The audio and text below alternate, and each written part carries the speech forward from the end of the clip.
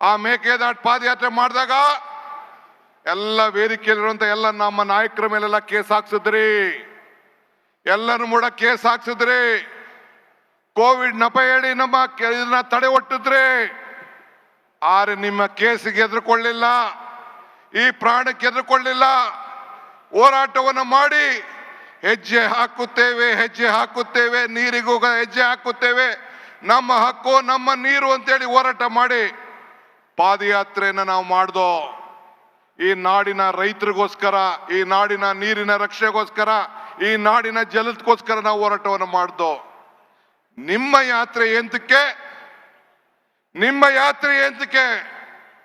ಕುಮಾರಸ್ವಾಮಿ ಏನ್ ಹೇಳಿದ್ರು,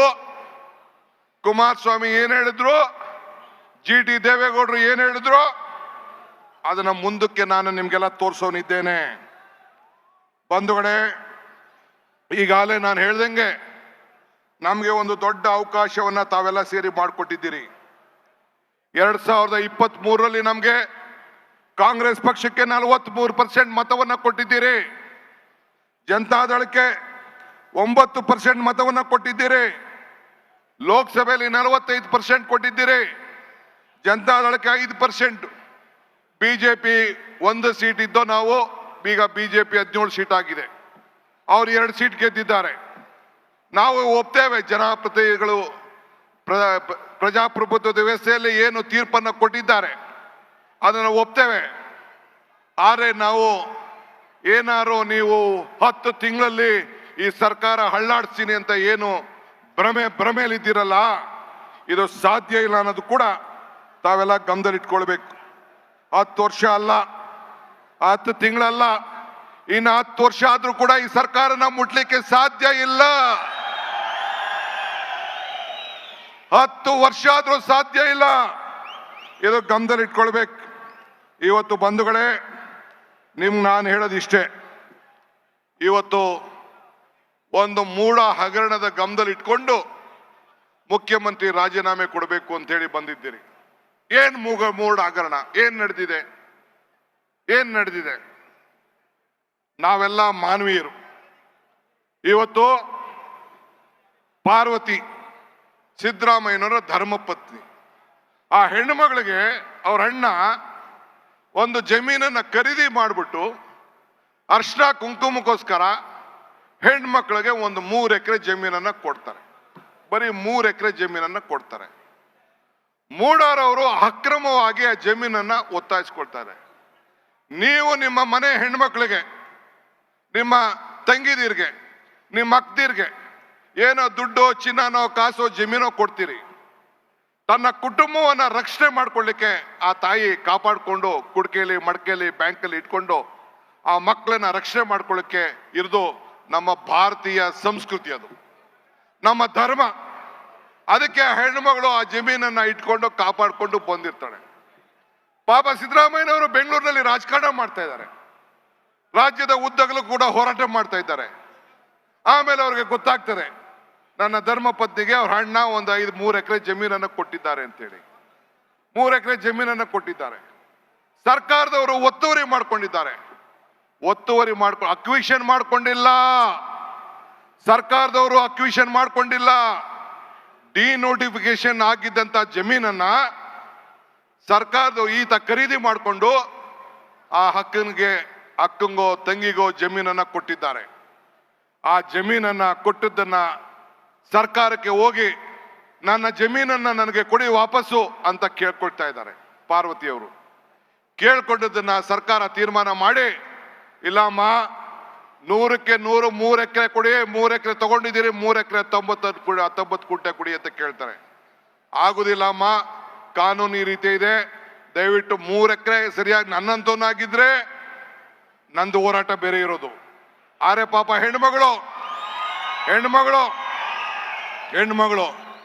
ಅರ್ಧ ಜಮೀನ್ಗೆ ಮೂಡಾರವ್ರೇನೋ ಅಗ್ರಿಮೆಂಟ್ ಮಾಡ್ಕೊಂಡ್ರು ಅಂತೇಳಿ ಅಗ್ರಿಮೆಂಟ್ ಮಾಡಿಕೊಟ್ಟು ನಯವಾಗಿ ಅವ್ರಿಗೆ ಟ್ರಾನ್ಸ್ಫರ್ ಮಾಡಿಕೊಡ್ತಾರೆ. ಸರ್ಕಾರಕ್ಕೆ ಮಾಡಿಕೊಟ್ಟು ನೀವು ಎಲ್ಲಿ ಜಮೀನು ಕೊಡ್ತೀರೋ ಕೊಡಿ ಅಂತ ಕೇಳ್ತಾರೆ. 14 ಸೈಟ್ ಕೊಟ್ಟಿದ್ದಾರೆ. ಸರ್ಕಾರದವರು ಮೂಡಾರದವರು ಒತ್ತುವರಿ ಮಾಡ್ಕೊಂಡವ್ರು ಅವರು. ಈಗ ನೀವು ನಿಮ್ಮ ಜಮೀನು, ನಿಮ್ಮ ಪಕ್ಕದಲ್ಲಿ ಯಾವ್ದಾದ್ರು ಜಮೀನು ಯಾರು ಒತ್ತುವರಿ ಮಾಡ್ಕೊಂಡ್ರೆ ಸುಮ್ಮನೆ ಇರ್ತೀರಾ? ಸುಮ್ಮನೆ ಇರ್ತೀರಾ? ಓಲೆ ಪಾರ್ವತಿ ಅಕ್ಕ ಯಾರು ಜಮೀನಿಗೆ ಒತ್ತುವರಿ ಮಾಡ್ಕೊಂಡು ಹೋಗಿದ್ರಾ? ಯಾರು ಕಳ್ತನ ಮಾಡಿದ್ರಾ? ಯಾವುದು ಇಲ್ಲ. ನನ್ನ ಜಮೀನಿಗೆ ಒತ್ತುವರಿ ಮಾಡ್ಕೊಂಡಿರೋದಕ್ಕೆ ನನಗೆ ಕೊಡಿ ಅಂತ ಕೇಳಿ ಸರ್ಕಾರದವರು ಒಂದು 50-50 ಅಂತ ಮಾಡಿ ಒಂದು 38,000 ಅಂದ್ರೆ 1,60,000 ಅಡಿ ಹೋಯ್ತು. 38,000 ಅಡಿ ಸೈಟ್ ಅನ್ನ ಡೆವಲಪ್ಡ್ ಸೈಟ್ ಅಂತ ಕೊಟ್ಟಿರ್ತಾರೆ. ಏನ್ ತಪ್ಪಿದೆ? ಏನ್ ಮಾಡಬಾರ್ದು ಮಾಡಿದೆ? ಏನ್ ಮುಖ್ಯಮಂತ್ರಿಗಳು ಏನಾದ್ರು ಸಿದ್ದರಾಮಯ್ಯನವರು ನನ್ನ ಹೆಂಡತಿಗೆ ಈ ಜಮೀನನ್ನ ಬರ್ಕೊಡಿ ಅಂತ ಹೇಳಿ ಏನಾದ್ರು ಬರ್ದಿದಾರಾ? ಆದೇಶ ಮಾಡಿದಾರಾ? ಅಧಿಕಾರ ದುರುಪಯೋಗ ಮಾಡ್ಕೊಂಡಿದ್ದಾರಾ? ಏನು ಇಲ್ಲ. ಓಲಿ ಆಯ್ತಪ್ಪ, ಏನಾದ್ರು ತಪ್ಪು ಮಾಡಿದ್ದ ಆಗ್ಬರಲ್ಲ. ಇದನ್ನ ಯಾವ ಕಾಲದಲ್ಲಿ ಕೊಟ್ರಿ? ಬೊಮ್ಮಾಯಿಯವರೇ, ನೀನೇ ಮುಖ್ಯಮಂತ್ರಿ ಆಗಿದ್ದಾಗ, ಬೈರತಿ ಬಸವರಾಜ್ ಮಂತ್ರಿ ಆಗಿದ್ದಾಗ, ಸುರೇಶನ್ ಕಾಲದಲ್ಲ, ಸಿದ್ದರಾಮಯ್ಯನವ್ರ ಕಾಲದಲ್ಲ, ಇದಕ್ಕೆ ಅದೇ ಒಂದು ಸೈಟ್ ಅನ್ನ ಕೊಟ್ಟಿದ್ದಾರೆ. ಏನ್ ಇದನ್ನ ತೆಗೆದುಕೊಂಡು ನಿಮ್ಮ ತಟ್ಟೆಲಿ ಯಗಣಗಳಿವೆ, ನೋಣ ಅಲ್ಲ. ನೀನೇ ಮುಖ್ಯಮಂತ್ರಿ ಆಗಿದ್ದಾಗ, ಬೈರತಿ ಬಸವರಾಜ್ ಮಂತ್ರಿ ಆಗಿದ್ದಾಗ, ಸುರೇಶನ್ ಕಾಲದಲ್ಲ, ಸಿದ್ದರಾಮಯ್ಯನವ್ರ ಕಾಲದಲ್ಲ, ಇದಕ್ಕೆ ಅದೇ ಒಂದು ಸೈಟ್ ಅನ್ನ ಕೊಟ್ಟಿದ್ದಾರೆ. ಏನ್ ಇದನ್ನ ತೆಗೆದುಕೊಂಡು ನಿಮ್ಮ ತಟ್ಟೆಲಿ ಯಗಣಗಳಿವೆ, ನೋಣ ಅಲ್ಲ, ಯಗಣಗಳಿವೆ. ಆ ಯಗಣ ಈಗ ಇದರಲ್ಲಿ ಅಸೆಂಬ್ಲಿಲಿ ಸಿದ್ದರಾಮಯ್ಯನವರು ಹೇಳಿದ್ರು 25 ಹಗರಣಗಳು, ಬೋವಿ ಹಗರಣ, ಯಡಿಯೂರಪ್ಪನ ಹಗರಣ, PSI ಹಗರಣ, ಹಿಂಗೆ ದೊಡ್ಡ ಪಟ್ಟಿ ಇದೆ. ನಮ್ಮ ಮಂತ್ರಿಗಳು ಕೆಲವೆಲ್ಲ ಪರಮೇಶ್ವರ್ ಅವರೆಲ್ಲ ಕೆಲವು ಬಿಡಿಸಿ ಹೇಳ್ತಾರವೆಲ್ಲ. ಬಿಟ್ಕಾಯಿನ್ ಹಗರಣ, ಮೈನಿಂಗ್ ಹಗರಣ ನಿನ್ನೆ ಮೊನ್ನೆಯಿಂದ ತೋರಿಸ್ತಾ ಇದ್ದಾರೆ. ಏನ್ ಬಹಳ ಕ್ಲೀನ್ ಸ್ವಾಮಿ, ಬಹಳ ಕ್ಲೀನ್ ಸ್ವಾಮಿ ಅಂತೆ. ಕುಮಾರಸ್ವಾಮಿ ಬಹಳ ಕ್ಲೀನ್ ಅಂತೆ, ಬಹಳ ಕ್ಲೀನ್ ಸ್ವಾಮಿ ಅಂತೆ. ನನಗೆ ಗೊತ್ತಿಲ್ಲ. ಮೊನ್ನೆ ಆಫೀಸರ್ಗಳು ಕೇಳಿದೆ ಏನಪ್ಪ ಅಂತ ಅನ್ಬಿಟ್ಟು, ಒಂದು 50 ಡಿನೋಟಿಫಿಕೇಶನ್ ಕೇಸ್ಗಳು, 50. ತತ್ತಿನ ಅಣ್ಣ, ತತ್ತಿನಿ ಈಗ ಬೇಡ. ಯಾರು ಹೇಳ್ತಾ ಇದ್ರು ಟಿವಿಲಿ, ನನ್ಗೆ ಗೊತ್ತಿಲ್ಲ, ನಾನು ಇನ್ನ ನೋಡ್ಲಿಲ್ಲ. ಇಲ್ಲೇ ನಿಮ್ಮ ಕಡೆ ಹೋರಾಟ ಮಾಡ್ಕೊಂಡು ಬರ್ತಾ ಇದೆ. ಎಲ್ಲ ದೊಡ್ಡ ಗವರ್ನರ್ಗೂ ಬರ್ದವ್ರಂತೆ ಲೋಕಾಯುಕ್ತದವರು. ಅವೆಲ್ಲ ಆಮೇಲೆ ಚರ್ಚೆ ಮಾಡ್ತೀನಿ, ಈಗೆಲ್ಲ ಚರ್ಚೆ ಮಾಡ್ತೀನಿ. ಸೊ ಹಂಗೆ ನಿಂದು ಬರೀ ಯೂ ಟರ್ನ್ ಮಾಡ್ಕೊಂಡು ಜನರಿಗೆ ಬಿಜೆಪಿಯವರು ಸೇರಿ, ಅಲ್ಲ ವಿಜೇಂದ್ರ, ನಿಮ್ಮಪ್ಪ ಯಾಕೆ ರಾಜೀನಾಮೆ ಕೊಟ್ರು? 2 ಬಾರಿ ನಿಮ್ ತಂದೆ ಯಾಕೆ ರಾಜೀನಾಮೆ ಕೊಟ್ರು? ಫಸ್ಟ್ ಅದು ನೀನ್ ಲೆಕ್ಕ ಹೇಳ್ಬೇಕು. ಇಲ್ಲಿ ನಾಳೆ ಮೈಸೂರಲ್ಲಿ ಬಂದು ಇದೇ ವೇದಿಕೆಯಲ್ಲಿ ಭಾಷಣ ಮಾಡ್ತೀಯಲ್ಲ, ನೀನು ವಿದೇಶಕ್ಕೆ ಲಕ್ಷ್ಮೀ ವಿಲಾಸ್ ಬ್ಯಾಂಕ್ ನಿಂದ ವಿದೇಶಕ್ಕೆ RTGS ಮಾಡಿದ್ಯಲ್ಲ, ಯಾಕೆ ಮಾಡ್ದೆ? ಯಾಕೆ ನಿಮ್ಮಪ್ಪ ಕಣ್ಣೀರ್ ಹಾಕಿದ್ರು? ಇದಕ್ಕೆ ಉತ್ತರ ಹೇಳ್ಬೇಕು ಫಸ್ಟ್, ಆಮೇಲೆ ಉತ್ತರ ಹೇಳ್ಬೇಕು. ಉತ್ತರ ಹೇಳ್ಬಿಟ್ಟು ಆಮೇಲೆ ಏನ್ ಎಲ್ಲ ಜಾತಿ ಎಲ್ಲ ಧರ್ಮ ರಾಜೀನಾಮೆ ಅಂತೆ. ಯಾವ ರಾಜೀನಾಮೆ? ಯಾರ ರಾಜೀನಾಮೆ? ಯಾರು ರಾಜೀನಾಮೆ ಕೊಡ್ತಾರೆ ಅಂತ ಕಾಲ ತೀರ್ಮಾನ ಮಾಡ್ತದೆ. ಇವತ್ತು ತಮ್ಗೆಲ್ಲ ನಾನು ಕೇಳ್ಕೊಳ್ಳೋದಿಷ್ಟೇ. ಇವತ್ತು ಅನೇಕ ಭಾಷೆಗಳು ನಮ್ಮ ಲೀಡರ್ಗಳೆಲ್ಲ ಮಾತಾಡವ್ರೆ, ಅನೇಕ ಹಗರಣಗಳ ಬಗ್ಗೆ ಮಾತಾಡವ್ರೆ. ನಾನು ಹಗರಣಗಳ ಬಗ್ಗೆ ಮಾತಾಡಕ್ ಹೋಗುದಿಲ್ಲ. ನಾನು ಮೊನ್ನೆ ಮಂಡ್ಯದಲ್ಲಿ ಹೇಳಿದೆ, ಈ ಕೃಷ್ಣ ಬೈರೇಗೌಡ ನಂಬೇಡಿ, ಈ ನಮ್ಮ ಪ್ರಿಯಾಂಕಾ ಖರ್ಗೆ ನಂಬೇಡಿ, ಸತೀಶ್ ಜಾರಕಿಹೊಳಿ ನಂಬೇಡಿ, ಜಾರ್ಜ್ ನಂಬೇಡಿ, ಸಿದ್ದರಾಮಯ್ಯನವರು ನಂಬೇಡಿ, ನನ್ನೂ ನಂಬೇಡಿ, ಯಾರು ನಂಬೇಡಿ. ನಮ್ಮ ಮೇಲೆ ಏನಿದ್ರು ನಂಬಿಕೆ ಏನಿದ್ರು ಯಡಿಯೂರಪ್ಪನವ್ರ ಮೇಲೆ, ಕುಮಾರಸ್ವಾಮಿ ಮೇಲೆ, ಯೋಗೇಶನ್ ಮೇಲೆ, ಯತ್ನಾಳ್ ಮೇಲೆ ಅವನು ಮಾತ್ರ ನಂಬಿಕೆ ಇರ್ಲಿ. ನಮ್ಮೇಲೆ ನಂಬಿಕೆ ಹೋಗ್ಬೇಡಿ ಅಂತ ಹೇಳ್ದೆ. ನೀವು ಅದನ್ನ ನೋಡ್ಬೇಕು ದಯವಿಟ್ಟು. ಮಿಸ್ಟರ್ ಮತ್ತಿಕಟ್ಟಿ ಏನ್ ಹೇಳ್ತಾರೆ ನಮ್ಮ ಕುಮಾರಣ್ಣ ಕೇಳೋಣ. ಈ ಸಮಾವೇಶದ ಬಗ್ಗೆ ಕುಮಾರಣ್ಣ ಅವರ ನುಡಿಮುತ್ತುಗಳನ್ನು ಹೇಳಿದ್ದಾರೆ, ದಯವಿಟ್ಟು ಕೇಳೋಣ. ದಯವಿಟ್ಟು ತಾವು ತೋರಿಸ್ಬೇಕು. ಅವ್ರ ಪಕ್ಷದ ನಿಲುವಿನಲ್ಲಿ ಬಿಜೆಪಿ ನಿಲುವಿನಲ್ಲಿ 1000 ಬೆಡ್ ಮಾಡಿ ಅಂತ ಹೇಳಿದ್ರಿ ಬೆಂಗಳೂರು ಬಲ್ಲಿ. ಖರೀದಿ ಮಾಡಿದ್ರೆ 2 ಬೆಡ್ ಬರ್ತಿದ್ದು. ಅರ್ಥ ಆಯ್ತಿಲ್ಲ ನೀವು? 1 ಬೆಡ್ಡಿಗೆ 20,000 ರೂಪಾಯಿ ಬಾಡಿಗೆ, 1 ಪರ್ ಡೇ ಇಟ್ಟು. 20,000ನಾಗ 1 ಕಾಟ, 1 ಇದು, 1 ಸಲಾಯಿ ನೀರ್ಸೋದು ಎಲ್ಲ ಬರ್ತೈತೆ. ಎಲ್ಲ ಎಷ್ಟು 1,000 ಕೋಟಿ ರೂಪಾಯಿ ಹೊಡೆದಾರ ಅದ್ರೊಳಗೆ. 40,000 ಕೋಟಿ ರೂಪಾಯಿ ವ್ಯವಹಾರ ಐತಿ ನಮ್ಮ ಕರೋನಾ. ಯಾರು ಬಡ್ರ ನೋಡ್ರಿ, ಒಂದು ದವಾಖಾನೆಗೆ ಒಂದು ಕರೋನಾ ಪೇಷಂಟ್ಗೆ 8-10 ಲಕ್ಷ ರೂಪಾಯಿ ಬಿಲ್ ಮಾಡ್ಯಾರ. ಕುಮಾರಸ್ವಾಮಿ ಇನ್ನೂ ಹೇಳ್ತಾರ್ರಿ, ಅವ್ರಿಗೆ ಆಯಾ ವಾತಾವರಣಕ್ಕೆ ಅನುಕೂಲ ಆಗ್ತಕ್ಕಂಥ ಹೇಳಿಕೆಗಳನ್ನು ಕೊಡ್ತಾರೆ ರೀ. ಇವ್ರಿಗೆ ಸರ್ಕಾರ ನಡೆಸೋ ಯೋಗ್ಯತೆ ಇಲ್ಲ ಕುಮಾರಸ್ವಾಮಿಗೆ. ಒಬ್ಬ ಮುಖ್ಯಮಂತ್ರಿಯಾಗಿ ಸರ್ಕಾರ ನಡೆಸೋ ಯೋಗ್ಯತೆ ಇಲ್ದೇನೆ ಸುಮ್ಮನೆ ಅವ್ರ ಮೇಲೆ ಆಪಾದನೆ ಮಾಡೋದು. ಗೆದ್ರ ಮಾತ್ರ ನನ್ನಿಂದ, ಸೋತ್ರ ಇನ್ನೊಬ್ಬನಿಂದ, ಸಕ್ಸಸ್ಗೆಲ್ಲ ನಾನು ಕಾರಣ, ಫೇಲ್ಯೂರ್ಗೆಲ್ಲ ಇನ್ನೊಬ್ಬ ಕಾರಣ ಅಂತ ಅಂದ್ರೆ ಕುಮಾರಸ್ವಾಮಿ ಮೂರ್ಖತನ ಇದು. ಕುಮಾರಸ್ವಾಮಿ ಈಗ ಕೇತಗನಹಳ್ಳಿ ಕಟ್ತಾ ಇದ್ದಾನಲ್ಲ, ಅದೆಲ್ಲ ದಲಿತರ ಭೂಮಿ ಹಿಂದೆ. ಅವನು ದಲಿತರ ಭೂಮಿನ ಕಬಳಿಸಿರೋದು. ಹಳೆತ್ತರದ ಗೋಡೆ ಕಟ್ತಾ ಇದ್ರಲ್ಲ ಈಗ, 20 ಅಡಿ 25 ಅಡಿ ಕೋಟೆ ಕಟ್ಕೋತಾ ಇದಾರೆ, ಟಿಪ್ಪು ಸುಲ್ತಾನ್ ಕೋಟೆನ, ಅದು ಕುಮಾರಸ್ವಾಮಿ ಅವ್ರು ಕಟ್ತಾ ಇರೋದು. ನಾನು ಈಗ ಅವ್ರಿಗೆ 108 ಕ್ಷೇತ್ರ ಇದೆ, ನಾನು ಮೊದಲೇ ಹೇಳಿದ್ದೆ. ಕುಮಾರಸ್ವಾಮಿ ಕೊಕ್ರೆ ಇದೆ, ಹಾಗೆ ಎಲ್ಲಿ ಬೇಕಾದ್ರೂ ಇಲ್ಲಿಂದ ಎಲ್ಲೆಲ್ಲಿ ಕೆರೆಯಲ್ಲಿ ಮೀನಿದೆ ಅಲ್ಲಲ್ಲಿ ಹೋಗ್ತಾ ಇರ್ತಾರೆ. ಬಹಳ ಜನ ನೊಂದೋಗಿದ್ದಾರೆ. ಇವ್ರಿಗೇನಂದ್ರೆ ಈಗ ಮೊದಲು ರಾಮನಗರ ಹಿಡಿದ್ರು, ಚನ್ನಪಟ್ಟಣಕ್ಕೂ ಬಂದ್ರು, ಜಿಲ್ಲೆಯಲ್ಲಿ ಯಾರೂ ಇಲ್ಲ. ಇವರಿಬ್ರೆ ಅಪ್ಪ ಮಗನ ಫೋಟೋ ಹಾಕೊಂಡು ಇಡೀ ಜಿಲ್ಲೆ ಜನ ಗುಲಾಮಗಿರಿಲಿ ಇಟ್ಕೋಬೇಕು ಅನ್ನೋದು ಅವ್ರ ಉದ್ದೇಶ. ಸನ್ಮಾನ್ಯ ಕುಮಾರಸ್ವಾಮಿ ಅವರು ಯಾವಾಗ್ಲೂ ಗಾಳಿಯಲ್ಲಿ ಗುಂಡೊಡೆಯರಲ್ಲಿ ನಿಸ್ಸೀಮರು.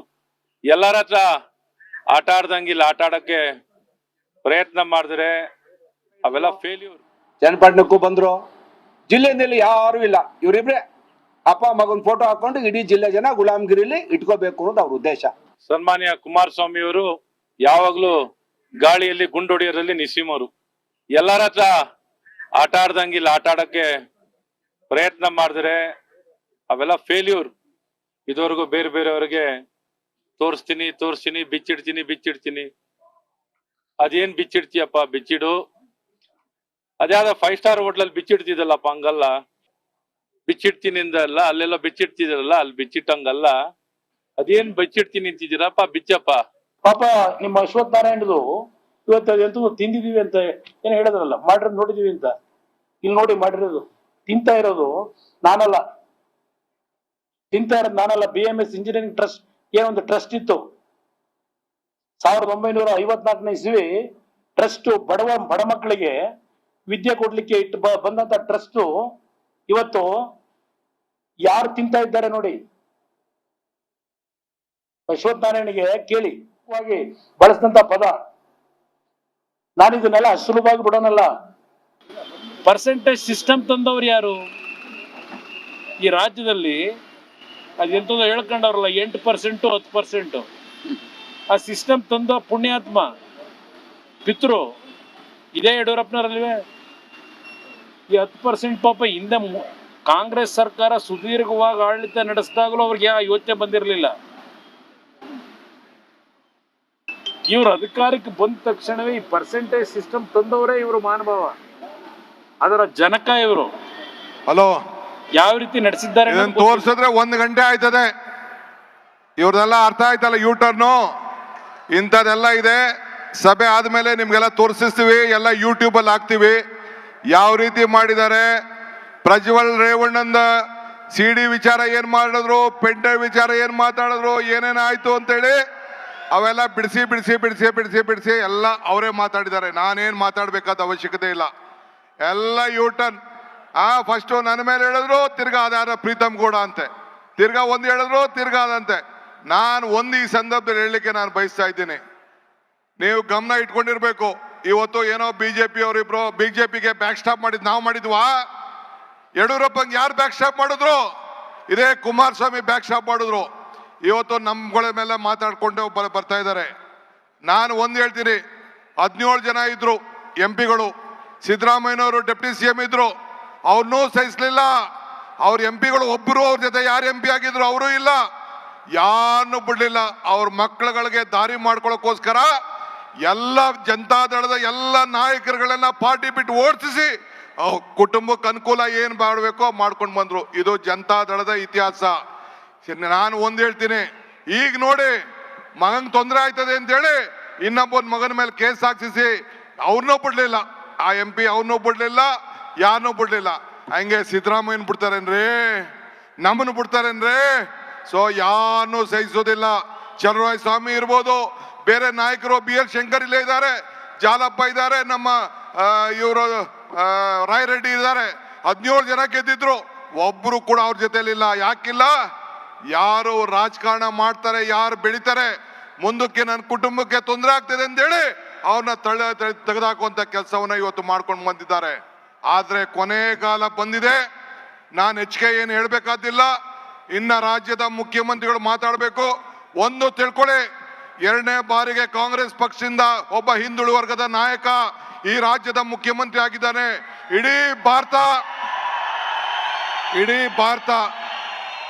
ಭಾರತ ನೋಡ್ತಾ ಇದೆ. ಅವ್ರನ್ನ ತೆಗಿಬೇಕು, ಅವ್ರ ಸಂಚು ಮಾಡಬೇಕು, ಅಸೂಯೆಯಿಂದ ಅಧಿಕಾರದಿಂದ ಇಳಿಸ್ಬೇಕು ಅಂತೇಳಿ ಪ್ರಯತ್ನ ಮಾಡ್ತಾ ಇದ್ದಾರೆ. ಇದು ಸಾಧ್ಯ ಇಲ್ಲ. ಭಾರತೀಯ ರಾಷ್ಟ್ರೀಯ ಕಾಂಗ್ರೆಸ್ ಪಕ್ಷ, ಮಲ್ಲಿಕಾರ್ಜುನ್ ಖರ್ಗೆ ಅವರ ನೇತೃತ್ವದ ಪಕ್ಷ, ಸೋನಿಯಾ ಗಾಂಧಿ ಅವರ ನಾಯಕತ್ವ, ರಾಹುಲ್ ಗಾಂಧಿ ಅವರ ನಾಯಕತ್ವ, ನಾವೆಲ್ಲ ಸೇರಿ ಅವರ ಬೆನ್ನಿಗೆ ಇದ್ದೇವೆ. ನೀವೇನು ಮಾಡ್ಲಿಕ್ಕೆ ಸಾಧ್ಯ ಇಲ್ಲ. ನೀವು ಕೂಡ ನಮ್ಮ ಜೊತೆ ಇದ್ದೀರಿ ಅನ್ನೋ ಮಾತನ್ನ ಹೇಳಿ ತಮ್ಮೆಲ್ಲರಿಗೂ ವಂದಿಸಿ, ಮುಖ್ಯಮಂತ್ರಿಗಳು ಪರಮೇಶ್ವರ್ ಅವರು ಇನ್ನ ಮಾತಾಡೋರಿದ್ದಾರೆ. ಒಂದು ಸಂದೇಶ ನಿಮಗೆ, ಇತಿಹಾಸ ಇದೆ. ಮತ್ತೆ ಈ ರಾಜ್ಯದಲ್ಲಿ ಕಾಂಗ್ರೆಸ್ ಸರ್ಕಾರ ತರುವಂತ ಕೆಲಸವನ್ನು ನಾವು ಮಾಡ್ತೇವೆ. ನುಡಿದಂತೆ ನಡೆದಿದ್ದೇವೆ. 5 ಗ್ಯಾರಂಟಿಗಳನ್ನ ಕೊಟ್ಟಿದ್ದೇವೆ. ಇನ್ನ ಮುಂದಕ್ಕೂ ಕೂಡ ನಿಮ್ಮ ಬದುಕಿನಲ್ಲಿ, ಭಾವನೆಗಲ್ಲ, ನಿಮ್ಮ ಬದುಕಿನಲ್ಲಿ ನಾವು ಬದಲಾವಣೆಯನ್ನು ತಂದಿದ್ದೇವೆ. ಹಿಂದೆ ಕಾಂಗ್ರೆಸ್ ಸರ್ಕಾರ ಯಾವ್ದಾದ್ರು ಕಾರ್ಯಕ್ರಮ ಕೊಟ್ಟಿತ್ತಲ್ಲ, ಉಳುನ್ಗೆ ಭೂಮಿ, ಸೈಟು, ಮನೆ, ಯಾವ್ದಾದ್ರು ಕಾರ್ಯಕ್ರಮ, ಓಲ್ಡ್ ಏಜ್ ಪೆನ್ಷನ್ ತೆಗೆದಾಕಾಯ್ತಾ? ಹಂಗೆ ನಮ್ಮ 5 ಗ್ಯಾರಂಟಿಗಳನ್ನ ಯಾರು ಕೂಡ ತೆಗೆದಾಕ್ಲಿಕ್ಕೆ ಸಾಧ್ಯ ಇಲ್ಲ. ಬಿಜೆಪಿ ಅವ್ರ ಕೈಲೂ ಆಗುದಿಲ್ಲ, ನಾವು ತೆಗೆದಾಕೋದಿಲ್ಲ. ಈ ಮಾತನ್ನ ಹೇಳಿ ನಿಮ್ಮ ಜೊತೆ ಇದ್ದೇವೆ ಅನ್ನೋ ಮಾತನ್ನ ಹೇಳಿ ನನ್ನ ಮಾತನ್ನು ಮುಗಿಸ್ತೇನೆ. ಒಂದು, ಆ ತಾಯಿ ಏನು ಚಾಮುಂಡೇಶ್ವರಿ ಇದ್ದಾಳೆ, ಆ ಪಾರ್ವತಿ ದೇವಿ ಮೇಲೆ ತಾವೆಲ್ಲ ಏನು ಅನ್ಯಾಯ ಮಾಡ್ತಾ ಇದ್ದೀರಿ. ಒಬ್ಬ ಮುಖ್ಯಮಂತ್ರಿಗಳ ಹೆಂಡತಿ ಯಾವತ್ತಾರು ಮನೆಯಿಂದ ಈಚೆ ಬಂದಿದೆ ಅಂದ್ರೆ, ದೇವಸ್ಥಾನಕ್ಕೆ ಹೋದ್ರು ಕ್ಯೂ ಅಲ್ಲಿ ನಿಂತ್ಕೊಂಡು ಆ ಹೆಣ್ಮಗಳು ದರ್ಶನವನ್ನ ಮಾಡ್ಕೊಂಡು ಬಂದಂತ ಒಬ್ಬ ಹೆಣ್ಮಗಳು. ನಮ್ಮನೆ ಹೆಣ್ಮಕ್ಳಾದ್ರೂ ಕೂಡ ಇವತ್ತು ಬಂದು ನಮ್ಮ ಜೊತೆ ಪ್ರವಾಸ ಮಾಡ್ತಾರೆ. ಮುಖ್ಯಮಂತ್ರಿ ಆದಾಗೂ ಕೂಡ ಒಂದಿನ ಬಂದು ಈಚೆ ಬರಲಿಲ್ಲ. ಅಂತ ಹೆಣ್ಣುಮಗಳ ಬಗ್ಗೆ ತಾವು ಈ ರೀತಿ ಅಧಿಕಾರವನ್ನ ದುರುಪಯೋಗ ಮಾಡಿಕೊಂಡ್ರು ಅಂತ ಹೇಳಿ ಏನು ಕಳಂಕ ಮಾಡಲಿಕ್ಕೆ ಪ್ರಯತ್ನ ಮಾಡ್ತಾ ಇದ್ದೀರಿ. ಇದು ಸಾಧ್ಯ ಇಲ್ಲ. ಆ ತಾಯಿ ಚಾಮುಂಡಿ ಕ್ಷಮಿಸುವುದಿಲ್ಲ. ಮುಖ್ಯಮಂತ್ರಿಗಳು ಕ್ಷಮಿಸಬಹುದು, ಧರ್ಮಪತ್ನಿ ಕ್ಷಮಿಸಬಹುದು, ಆ ತಾಯಿ ಚಾಮುಂಡಿ ನಿಮ್ಮನ್ನ ಯಾರು ಕೂಡ ಕ್ಷಮಿಸುವುದಿಲ್ಲ ಅನ್ನೋ ಮಾತನ್ನ ಹೇಳಿ ನನ್ನ ಮಾತನ್ನು ಮುಗಿಸ್ತೇನೆ. ಜೈ ಹಿಂದ್, ಜೈ ಕರ್ನಾಟಕ.